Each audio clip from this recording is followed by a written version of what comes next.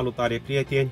După o lungă perioadă de timp care nu am mai filmat nimic din datorită lipsei de timp și am fost și eu plecat un pic în concediu, m-am odihnit, m-am întors cu forțe proaspete și m-am gândit să fac astăzi un nou clip video pe YouTube. Un coleg începător m-a rugat să filmez cum fac agățarea și dezgățarea semi-remorci de camion. Iar acum, dacă am un pic de timp liber, m-am gândit să profit de situația asta și să fac un clip video.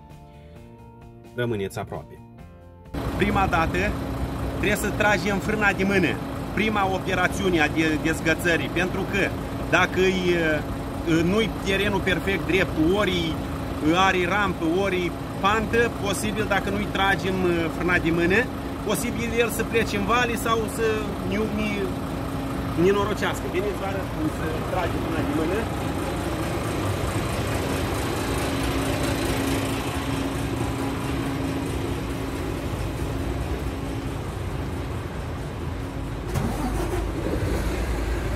Frâna de mână, uite aici, e butonul ăsta roș. Îl tragem în exterior. De acum, ia.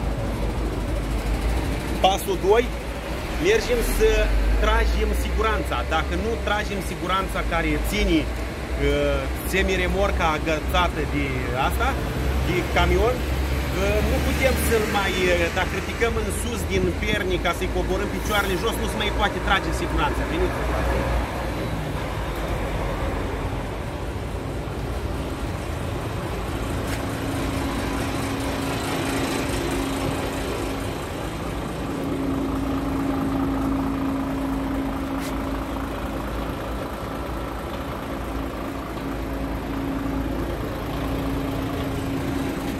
Aici sunt două modele, mai este asta modelul meu, trebuie să apăs de maneta asta, am prins de și-am dat drumul. El se vede, o plecat de un 10 cm. Așa. Pasul 3, venim și ridicăm picioarele din perni, ridicăm camionul, îl ridic maxim din perni ca să pot să-i cobor în jos picioarele.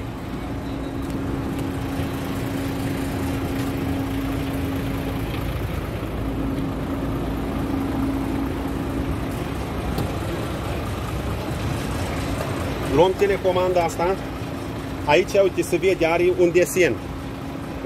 Se poate, aici să ridic camionul din pernile din față și aici trebuie să ridic din spate. Eu trebuiește să ridic doar din spate pentru ca să pot să-i cobor picioarele în jos. Apăs aici și deja s-o schimbat culoarea, s-o cuplat și apăs de săgeata asta în sus. Ia, filmează, da? Apăs de săgeată în sus, uite, se vede cum se ridică de perni, se ridică la maxim. Uite. Îl ridic maxim.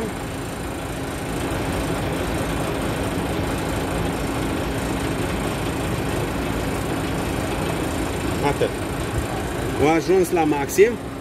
Pun înapoi telecomanda aici. Următorul pas este să coborâm picioarele în jos. Picioarele au un reductor care are două viteze, la mic și la mare. Când coborâm picioarele în jos, pe reductorul fiind dat la mare, ele au o viteză de a coborî foarte repede în jos. Tragem de coarbă în exterior și începem a învârti. Să observ, uite, tragem în exterior, da? Viteza este foarte mare de a coborî, se învârte ușor, dar până atinge pământul. După ce atinge pământul, noi pentru a-l ridica la maxim, deci de a ridica semi-remorca la maxim, trebuiește să dăm reductorul la mic. Să împinge în interior, uite, vedeți, el coboară acum foarte ușor, dar uite, de acum eu nu mai pot să dau pe mare. Am împins în interior coarba, el acum se învârte mai ușor, dar în schimb viteza de ridicare în sus este mai mică, dar puterea care o dă acest reductor este foarte mare. nu s-ar putea ridica în sus pe reductorul la mare.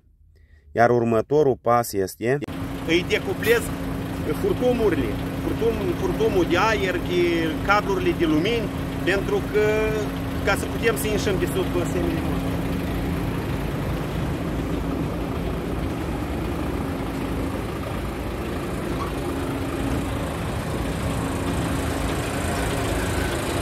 Aici și încep cu cablurile de la aer, lumini. Așa, iau cablurile de lumini.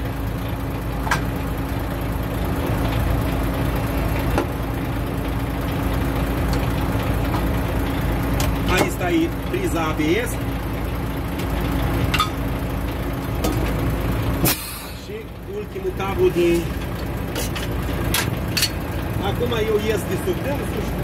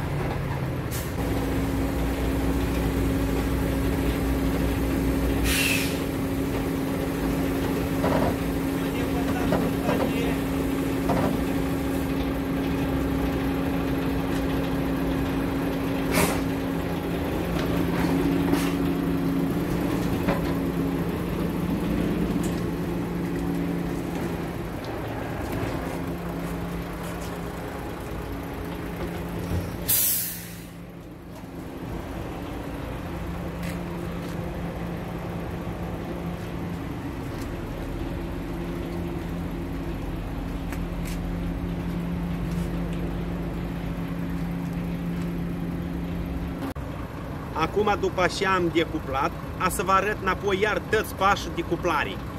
Important este camionul să fie perfect aliniat cu semiremorca. Dacă camionul nu e aliniat cu semiremorca, nu se poate face cuplarea. Eu acum să filmez cum fac cuplarea.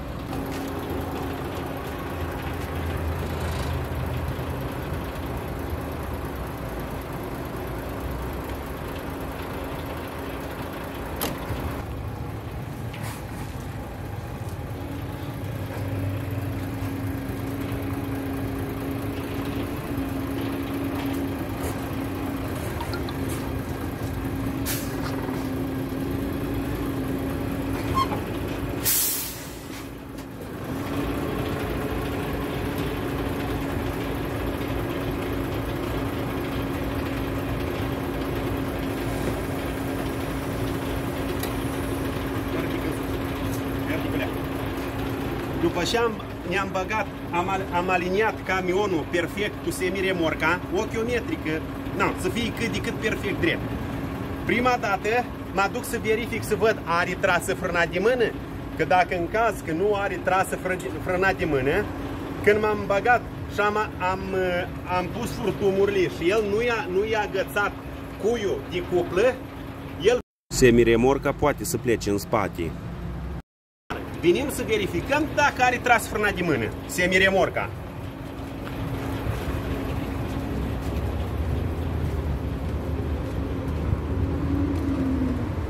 Vin și văd aici că e trasă, da? E trasă, da? Și acum mă aduc ca să fac a doilea pas, să ridic camionul din perni ca să vină la cui.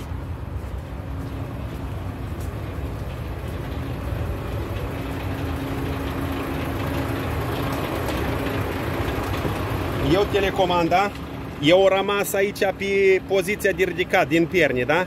Eu zic acum, am cuplat și ridic acum, apăs pe butonul ăsta de ridicat. Ia uite cum se ridică în sus ea. Bagă-te sub pe alea.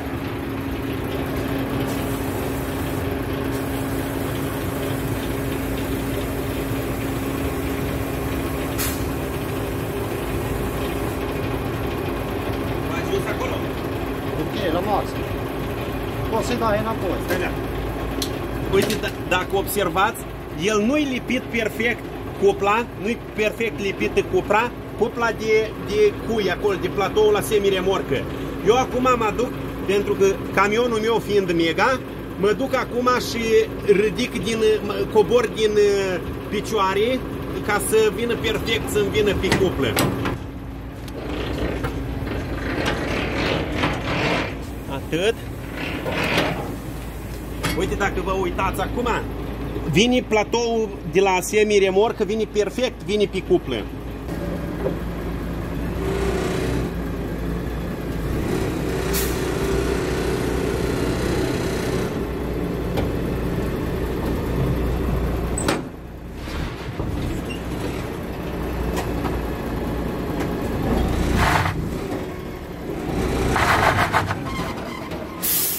După ce am cuplat, am dat o dată înainte înapoi, acum mă duc să-i pun cablurile cu aer și lumini, i-am ridicat picioarele și asta e.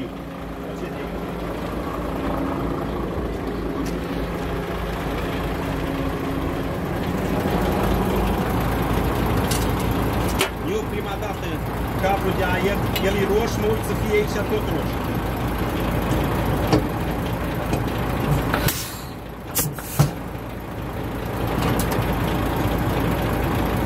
Cablu de ABS,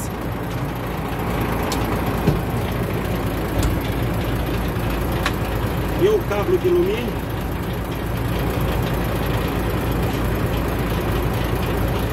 a doilea cablu de lumini și ultimul cablu de aer. Mă întorc înapoi ca să ridic picioarele în sus.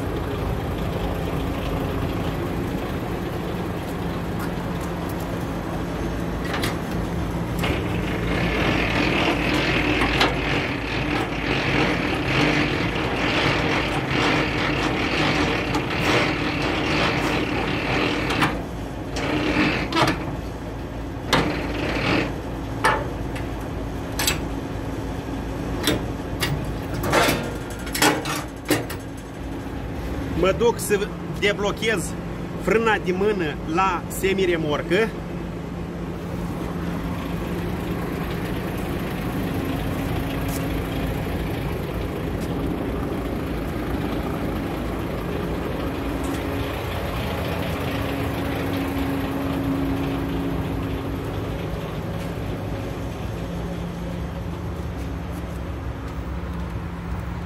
Am venit aici la semi-remorcă și o împing în interior.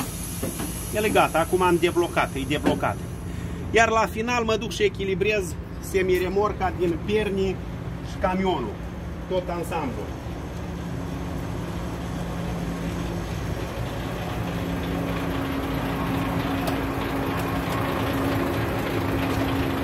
Am venit aici la telecomandă, pornim telecomanda, apăsăm de butonul ăsta de echilibrare. Întoarce camera.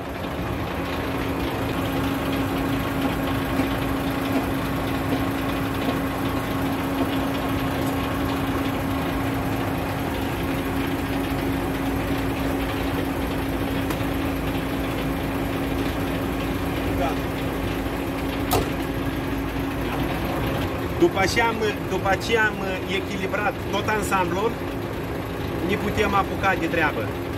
Sper să vă fie de folos și drumuri bune să aveți.